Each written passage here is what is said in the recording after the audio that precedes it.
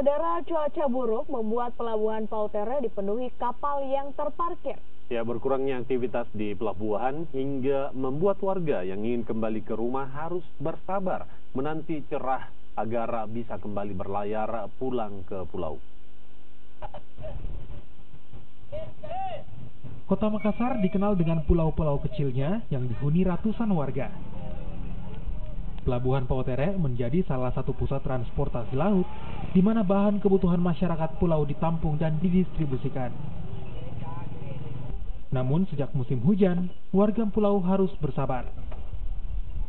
Hairudin 80 tahun asal Pulau Doang-Doangang, Lompok ini telah seminggu menunggu di pelabuhan Pautere. Ia tak sendiri. Hairudin bersama sang istri, anak, menantu, dan juga cucunya.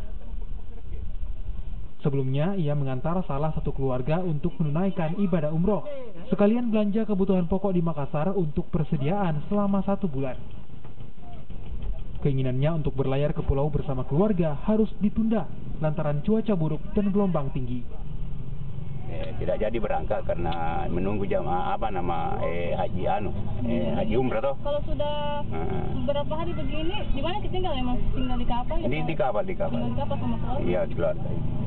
Kemarin emang cuacanya seperti apa kita lihat? Buruk kemarin.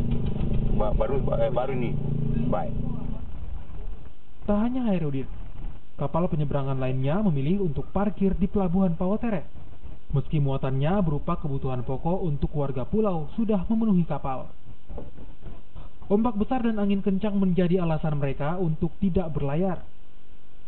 Hanya beberapa kapal dengan tujuan terdekat seperti Samalona yang berlayar di saat cuaca agak cerah. Sementara kapal dengan tujuan yang lebih jauh memilih menunggu cuaca benar-benar cerah dan informasi pelayaran yang aman dari pihak pelabuhan.